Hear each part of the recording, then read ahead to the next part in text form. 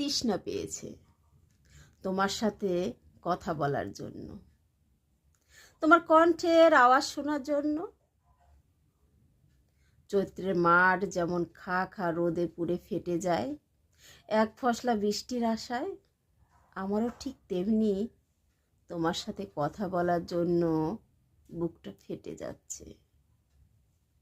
আমার তৃষ্ণা জেগেছে তোমাকে দেখার জন্য,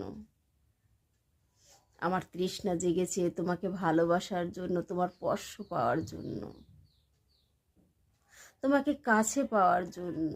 যেমন খুশি চাই তেমন ভাবে ভালোবাসার জন্য। আমার অনেক অনেক তৃষ্ণা পেয়েছে তোমার হাত ধরে অনেকটা পথ চলার জন্য, যে পথের কখনো শেষ হবে না।